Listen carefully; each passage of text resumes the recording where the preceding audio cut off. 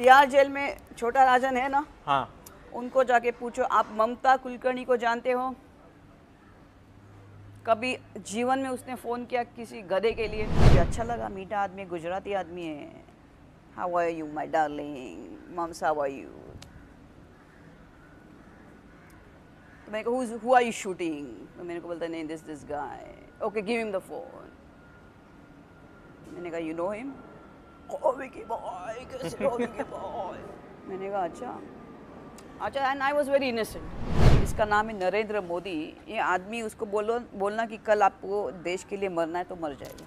ये उसके अंदर से, उनके खून से, उनके सब व्यक्ति महत्व से समझता है कि आदमी हिंदुस्तान के लिए है। एक बार मेरे ऐसे बाल निकले बाहर पैंट में से ऐसे, याद। तो एक गोरी लड़की थी मेरे पीछे, मेरे को बोलते excuse me ma'am, excuse me. I said या। So I can see some rope hanging down. I said, yeah, rope hanging. I said, मैंने बोला excuse me. I said 1 second. तो मैंने उसको निकाला. Oh my God! नमस्कार, मैं हूं जितेंद्र दीक्षित। एनडीटीवी में आपका स्वागत है।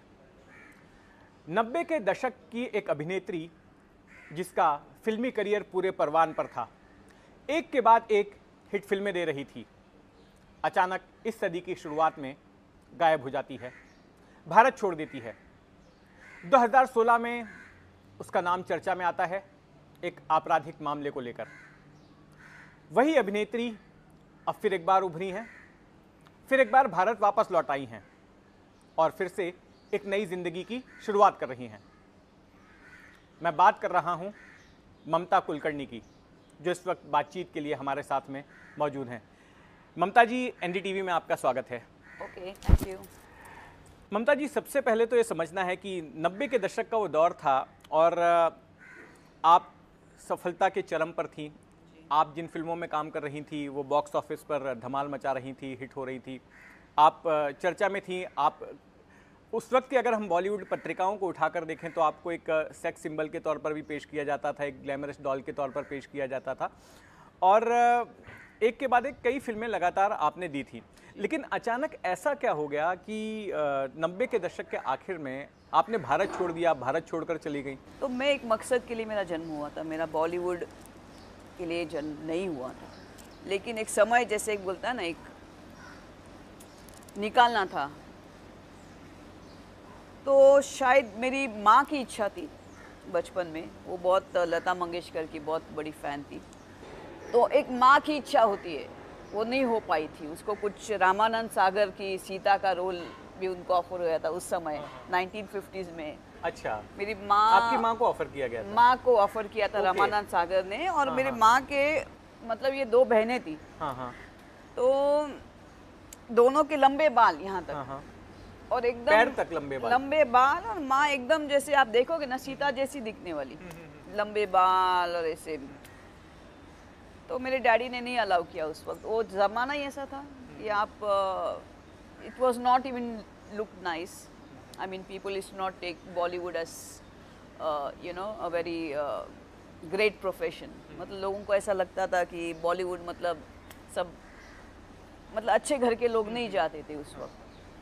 तो उसकी कोई इच्छा रही होगी जो मेरे अंदर वो, by the time I was 14-15, she was one day she went to Hong Kong, Bangkok. Daddy ने उनको टूर्स के लिए भेजा था उनके सहेलियों के साथ। तो वो कैमरा लेके आई थी हांगकांग से। तो एक बार मेरे को बोलती है, रानी रानी पोज दे and she sing bug, you are looking so beautiful. आपका बचपन का नाम रानी था? रानी था। और एक होता है ना कि आप बचपन में आप बॉलीवुड में नंबर 1 हो चुके होते हो, बिकॉज मेरी इतनी सारी हिट जा रही थी। आपको नहीं मालूम है, 97 में मेरी 7 फिल्में रिलीज़ हो गई थी और 7 के 7 हिट हो गई थी मेरी। और उसके बाद मैंने काफ़ी वर्ल्ड टूर्स किए थे। 3-4 बार मैं सुल्तान ऑफ ब्रुनाई को भी जाके आई थी, बिकॉज उनकी डॉटर मेरी बिग फ़ैन रही है। तो ये सब आदमी छोड़ता है at the Heights of the career, फिर जाता है आध्यात्मिक जीवन की ओर। तो क्या होता है, गॉड, ईश्वर आपको लोगों के बीच में नहीं मिलते हैं। गौतम बुद्धा को भी सब छोड़ के, उनके पैलेस को छोड़ के उनको वन की ओर चला जाना पड़ा, काफ़ी साल एकांत में रहना पड़ा, काफ़ी साल ध्यान, अपने आप को इंट्रोस्पेक्ट करना पड़ा, तब जाके पूरा ब्रह्मांड उनके सामने खेलने लगा था। मैंने सब छोड़ दिया था, मैंने बॉलीवुड छोड़ दिया। अभी लोग बोलते हैं कि मैं ड्रग्स में मेरा नाम आ गया। अभी आप सोचो, ड्रग्स के लिए आदमी कौन करेगा? ड्रग्स के लिए ऐसा ही आप सोचो ना, पैसे के लिए करेगा? जिसने बॉलीवुड की 40 फिल्में छोड़ी जब मैं निकली वहाँ से, मेरे पास 10 स्टाफ थे, मेरे पास 2 घर थे, मेरे पास 3 घर है, एक ऑफिस है, और 10 मेरे स्टाफ होते थे, मेरी 2 गाड़ियाँ होती थी। मैंने सब जगह टूर किया था, और जिधर मैं जाती थी उधर मेरे को I used to get chauffeur driven car. I used to get a black limousine with a chauffeur driven driver for 1 month at my disposal. And I was earning so much money कि I would go to any designer store. I would not look the money. मैंने कभी उसका price tag नहीं check किया कि ये कितने का है उस वक्त। आज तो सबका फैशन है कि they want a hi-fi, Versace and all that. Those years मैंने ऐसे देखे, मैं धनाधन उठा के डालती थी। ये सब मैंने फेंका उठा के, ये सब को मैंने त्याग दिया। भूख प्यास ये सब चीज़ को मैंने अपनाया। तो ऐसी लड़की जो बॉलीवुड जैसे शौर्य को, जिधर मैं उतरती थी, जब भी मैं उतरती थी, मेरा बॉडीगार्ड गाड़ी से पहले वो दरवाज़ा खोलेगा। Before a sun would come there was umbrella. ये सब छोड़ के, and any time I would go to any place. जैसे कोई बोलेगा शोरूम खोलना है, तो I would get 5 lakh rupees just like that. ये सब छोड़ छाड़ के मैं I choose a tough life in my जीवन में।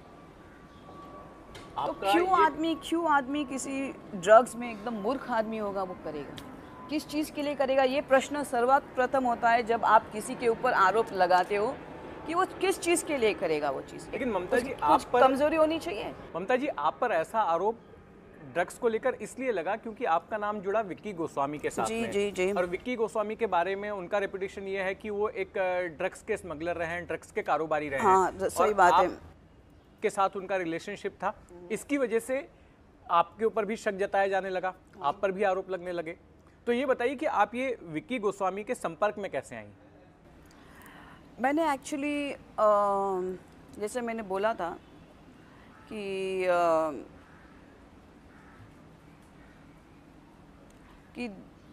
1996 के आसपास वो मेरे संपर्क में आ गए थे, और सब जगह मेरे लिए ढूंढ रहे थे यहाँ वहाँ, बिकॉज काफ़ी इंडस्ट्री के लोग तब तक जा चुके थे वहाँ पे मतलब कहाँ? दुबई में जा चुके। सब बॉलीवुड गई थी, सबको मालूम है। उसके होटल ओपनिंग्स होते थे, उनके क्या क्या होते थे, उनके होटल्स थे, उनके साउथ अफ्रीका में इनके कसिनोस होते थे विक्की गोस्वामी के, और उनके प्राइवेट जेट्स होते थे। तो शूटिंग्स के लिए वहाँ पे काफ़ी लोग जाते थे उनके घर में, उनके साउथ अफ्रीका में, उनके दुबई में। आधी से ज़्यादा डजन इंडस्ट्री अपनी वहाँ पहुँच गई थी, मैं सबसे लास्ट गई थी वहाँ पे। और तो इन्होंने एक ऐसे बिजनेसमैन के तौर पर आपको आपके सामने खुद को प्रेजेंट किया था। क्या हो गया फिर, काफ़ी लोगों के आसपास मेरे जीवन में एक नया सेक्रेटरी आ गया था, मेरा ओल्ड सेक्रेटरी, और मेरा कुछ अनबन हो गया था, तो नया आ गया, नए को फट से फ़ोन गया कि मुझे इसको मिलना है, ममता कुलकर्णी को। और मेरे लिए मेरे कोस्टार्स को मिलना बहुत डिफ़िकल्ट होता था उस वक्त। I was very reserved woman first, और सेकेंड था कि मैं अपने काम से मतलब रखती थी। तो मेरे लिए इवन मेरे कोस्टार्स को संपर्क मेरे से करने के लिए बहुत they had to take a struggle. तो for him to come to me was a very difficult task. It's not easy for anybody to come close to me. मेरे साथ नज़दीक आने के लिए काफ़ी लोगों को ये होना पड़ता था। तो he had to approach so many people कि ममता कुलकर्णी से मिलने का, he must be fan of mine. So one day he got a phone, I got a phone, somebody wants to talk to you, some co-star, I will not give his name. And he says, I said, who is this person? So he says, अरे ये बड़ा आदमी है, tycoon है, ये वो है। मैंने कहा कौन, क्या नाम है? मतलब विक्की गोस्वामी है, इसके जेट्स है, इसके ये है वो है। मैंने कहा अच्छा। मैंने बात करना शुरू कर दिया उसके साथ। एक दिन किया, 2 दिन किया, 10 दिन किया। फिर मुझे अच्छा लगा, मीठा आदमी, गुजराती आदमी है। How are you my darling, mums how are you. तो मैंने कहा हु आर यू शूटिंग, तो मेरे को बोलता नहीं this guy, okay give him the phone. मैंने कहा you know him, oh Vicky boy, कैसे हो विकी बॉय। मैंने कहा अच्छा, and I was very innocent.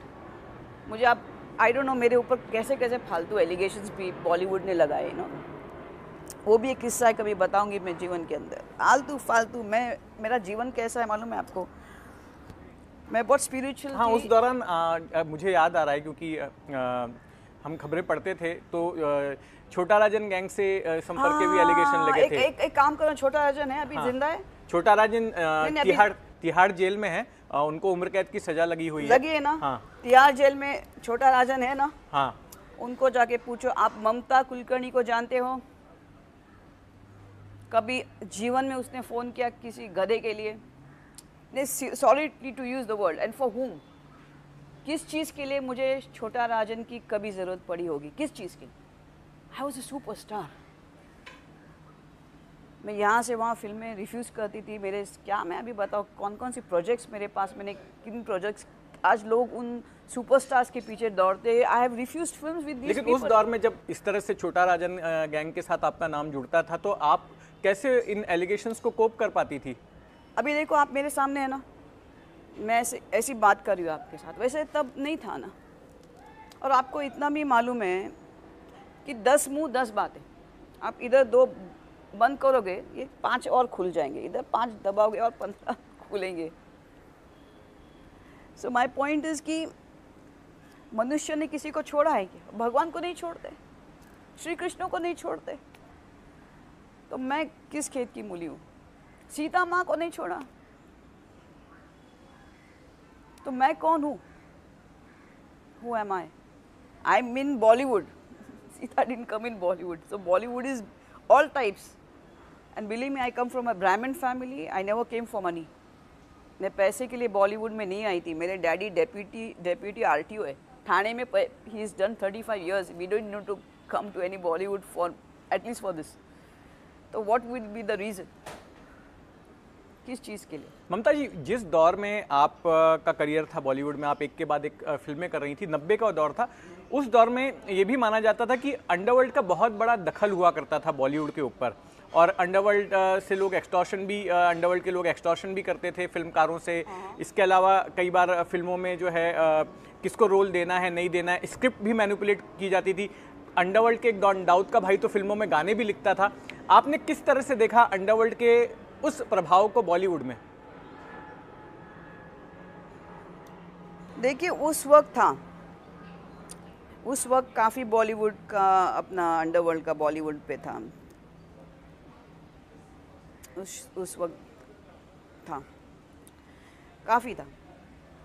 लेकिन आप कैसे अपने आप को रखते? देखो मेरी आदत एक थी, जैसे मैंने आपको बोला, मैं बॉलीवुड में I was never there for money and neither to feed my stomach. लेकिन कभी अंडरवर्ल्ड से so there was no need for doing many things. I never did many things. Casting couch, people talk. I never did money film because somebody I want to go because then he will give me a film.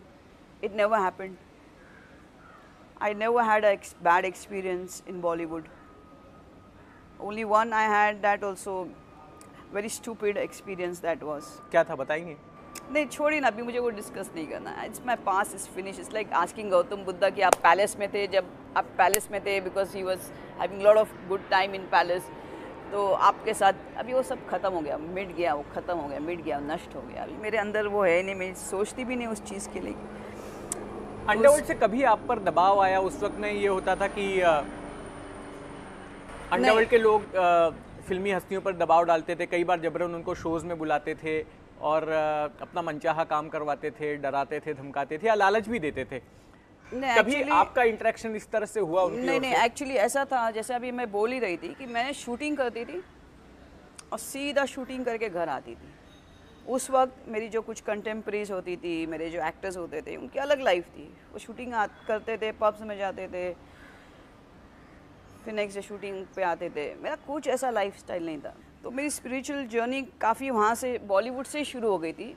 जब मैं shooting जाती थी मेरी 3 bags मेरे साथ जाती थी, एक मेकअप मैन, एक मेकअप बैग, एक मेरी क्लोथिंग बैग्स और एक मेरी पूजा की बैग होती थी।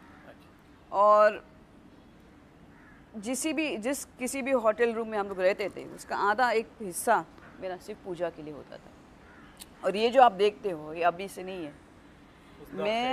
मेरी पहली पिक्चर थी आशिक आवारा और मैं ऐसा पूजा करती थी, ये लगा के मैं शूटिंग के लिए जाती थी। तो उमेश मेहरा जी मेरे डायरेक्टर थे आशिक आवारा के, तो एक दिन वो मेरे को देखते ही रह गए। तो मैंने कहा Umesh ji what are you looking at me? बोलते Mamta you looking so beautiful with this. I said so. Next thing he put a spiritual song in Aashiq Awara. आप देखो एक गाना है कि ऐसा राम और सीता जी को रखा है और I am holding the thing, I am even he gave me a chunri. He says you looking so beautiful with this look of yours. तो हमेशा मैं ये लगा कि अब भी लोगों का फैड चल रहा है, मैं हम लोग बीजेपी है, हम सनातन है, टड़ंग नहीं। वो मैं पूजा करती थी, मैं ऐसा एक लगा के ऐसा गुड लक कि मेरी शूटिंग सही जाए, you know, I would take blessings from gods, my gurus and everything उस वक्त, और मैं निकलती थी शूटिंग के लिए। ममता जी एक बात बताइए कि आप जब फिल्मों में काम कर रही थी उसी दौरान आपका अध्यात्म की तरफ आपका झुकाव हुआ, लेकिन आपके जैसी और भी बहुत सारी अभिनेत्री उस दौरान थी जो आगे के कुछ सालों तक भी जो है जो फिल्म इंडस्ट्री में बनी रही। मुझे ये समझना है कि उस दौरान बहुत सारे ऐसे जो है एलिगेशंस लगते थे कि बहुत सारी ऐसी अभिनेत्रियों को अंडरवर्ल्ड के लोग बुलाते थे, दुबई में बुलाते थे, शारजा में बुलाते थे और उनके साथ में संपर्क में रहते थे और उनसे अपना मनचाहा करवाते थे। इन ऐसी बातों में कितनी सच्चाई है? क्या वाकई में ऐसा होता था क्या? देखिए होता होगा, चाहते भी होंगे, मैं तो नहीं गई ऐसे। नहीं, आपने सुना था या आप उस सर्कल में थी तो आपको कुछ जानकारी होगी उस दौरान क्या होता था, मतलब कितना हावी था अंडरवर्ल्ड बॉलीवुड के ऊपर? काफ़ी था, काफ़ी फिल्म्स प्रोड्यूस होते थे उस वक्त। सिर्फ बॉलीवुड नहीं, मैं तो बोलूँगी everything was corrupted, everything was corrupted, even police force. लोग बोलते, एक समय था कि लोग बोलते पुलिस के पास मत जाओ, आप जाओगे तो वो सीधा ऊपर फ़ोन कर देंगे, ऐसा भी था। So people is not even go to police station to report, कि शायद नेक्स्ट थिंग उधर से ही कॉल आ जाएगा कि आप गए थे उधर पुलिस पे रिपोर्ट करने के लिए। तो people are scared of police also. आपको कभी अंडरवर्ल्ड से कॉल आया? नहीं, मुझे अंडरवर्ल्ड से कभी कॉल नहीं आया, किसी के साथ मेरा नहीं है, not even with this what's his name you took, छोटा राजन नहीं है। उनको पूजा के पूछो ना, या तो मुझे लेके जाओ मैं उनको नमस्ते करती हूँ, आपने मुझे कभी देखा, हम कभी मिले तो आपको समझ में आएगा उससे। वो बोलेगा आप कौन, सब कुछ ऐसे भी लोग हैं, कोई मुझे पहचानता भी नहीं है, आप कौन? तो आप छोटा राजन थे इसलिए मिलना चाहती हैं ताकि आप उनसे पूछ सकें कि क्या आप मुझे जानते हो? हाँ, शायद ममता कुलकर्णी का नाम जाना होगा क्योंकि मैं बहुत फेमस हूँ सब जगह। अच्छा ममता जी, अब आपके जो मामले के बारे में बात करते हैं, 2016 में थाने के पुलिस कमिश्नर परमबीर सिंह ने एक प्रेस कॉन्फ्रेंस में आरोप लगाया कि विक्की गोस्वामी जो है 2000 करोड़ रुपए का ड्रग्स रैकेट चलाता है और उसका कारोबार, चूंकि विक्की गोस्वामी जेल में, तो वो कारोबार आप देखती थी। इस आरोप में कितनी सच्चाई है, नंबर 1। नंबर 2 कि विक्की गोस्वामी के साथ आपकी रिलेशनशिप का स्टेटस क्या है? क्या वो आपका पति था? नहीं, मेरा पति नहीं था, उतना समय नहीं मिला, बिकॉज वो 2001 से 12 जब मेरा एक्चुअल तपस्या मेरी शुरू हो गई, बिकॉज उसने मुझे बुलाया था वहाँ पे। और वो मैंने अभी दूसरे परसों के इंटरव्यू में मैंने बताया कि कैसे क्या हुआ था, कि मैं उसने मुझे बुलाया, वो जेल के अंदर था, किसी कारण था, बोलता था मैंने नहीं किया, तो उसको मिलने गई, उधर ही रह गई मैं। उसको बाहर निकालने के चक्कर में मैंने बहुत तपस्या की, इतनी तपस्या की, इतना ध्यान किया, और ये सिर्फ इसलिए था कि वो बाहर निकले वहाँ से, बिकॉज़ बाकी उसकी फैमिली या कुछ ऐसे थे, वो नहीं चाहते थे कि वो बाहर निकले, जिसने उसके पैसे लिए थे या उनकी प्रॉपर्टीज़ ली थी। तो मैंने कोशिश किया कि अपने ध्यान द्वारा, तप द्वारा उसको बाहर निकालूँ वहाँ से।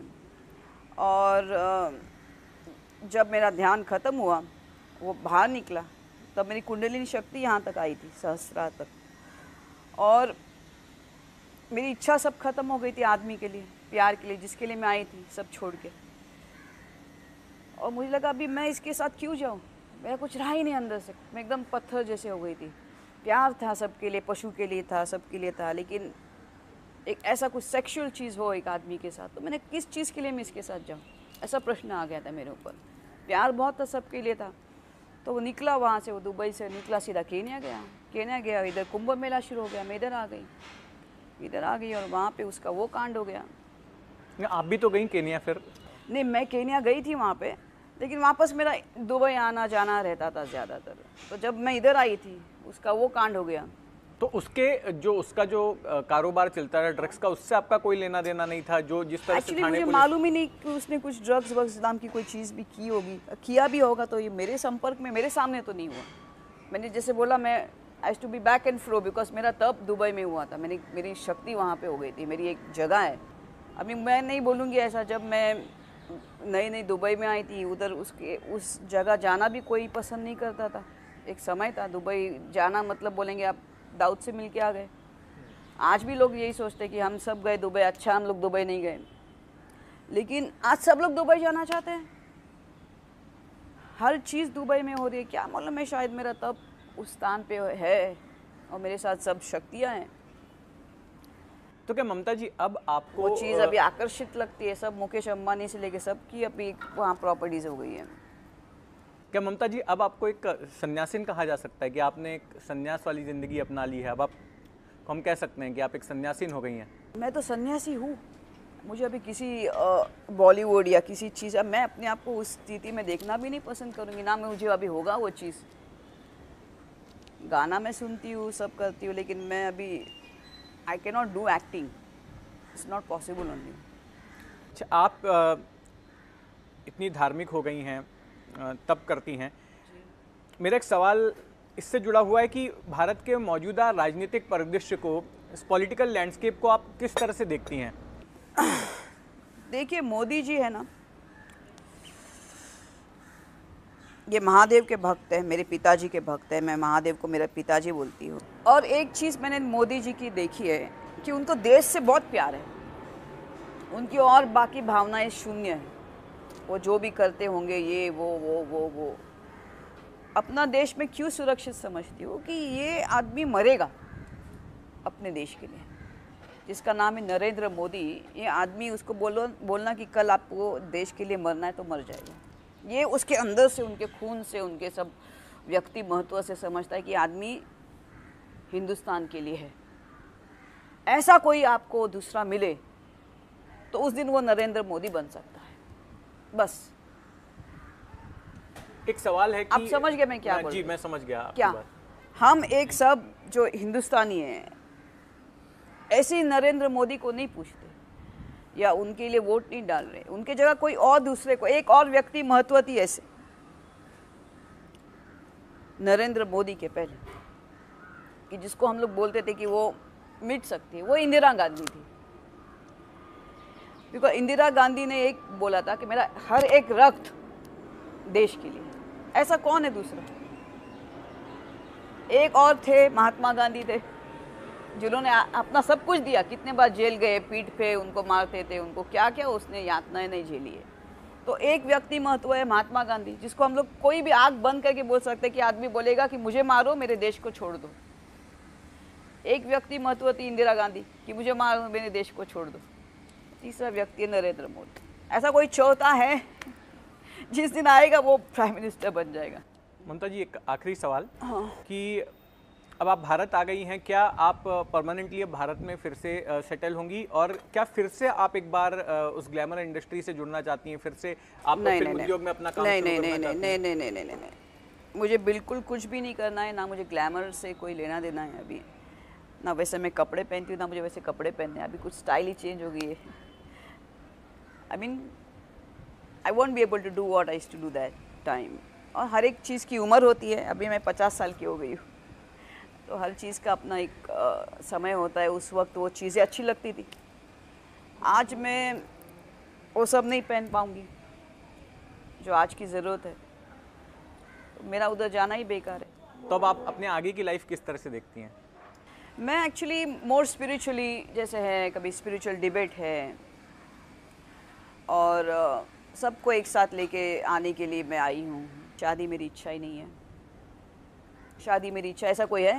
मुझे नहीं मालूम कोई है मेरे जैसा है। देखो, एक क्या है, दो व्यक्ति जीवन के अंदर होते हैं आध्यात्मिक तौर पे, एक खरा और एक नरा। खरा मतलब गधा। गधा किसको कहते हैं? जिसको कुछ ब्रह्मचार्य का ज्ञान नहीं, उसको ध्यान का ज्ञान नहीं है, और जिसको भगवान का कुछ ज्ञान नहीं है, उसको धर्म का ज्ञान नहीं है, और खरा उसको खरा बोलते हैं, और नरा मतलब नारायण हो उसको बोलते हैं। अब मैं नारायण ही हो गई हूँ, तो मुझे नारायण ही चाहिए। मैं आम आदमी के साथ बैठ के क्या बात करूँगी? बॉलीवुड्स, मैंने कितने साल हो गए मैंने बॉलीवुड पिक्चर देखी नहीं है। अभी मैं किधर केबीसी जाऊँगी तो मैं फर्स्ट 5 क्वेश्चन में भी फेल हो जाऊँगी। मैं, मेरे सामने अगर कोई आज के कोई निकलेंगे, मैं खुद ही नहीं पहचान पाऊँगी कौन है करके। कसम से मैं बोलती हूँ। And I didn't want to present myself in this way anywhere, because इसकी भी अपनी एक रिएक्शंस होती है सब जगह। तो एक बार मेरे ऐसे बाल निकले बाहर पैंट में से ऐसे याद, तो एक गोरी लड़की थी मेरे पीछे, मेरे को बोलते excuse me ma'am, excuse me. I said या, said I can see some rope hanging down. I said yeah, rope hanging. I said and yeah, मैंने बोला excuse me. I said 1 second. तो मैंने उसको निकाला. Oh my God! I said ma'am, it's not rope, it's my hair. और काफ़ी होता था ये, स्पेशली अरब्स ना, लेडीज़ है, उनको ये लंबे बाल बहुत उनको शौक है होते हैं। ममता जी, बहुत शुक्रिया, आपने एनडीटीवी के लिए समय निकाला और अपनी कहानी सुनाई कि किस तरह से आप एक सफल अभिनेत्री से सन्यासिन बनी। बहुत बहुत धन्यवाद। Okay, thank you. Cameraman Mahesh हलवाई के साथ जितेंद्र दीक्षित, एनडीटीवी, मुंबई।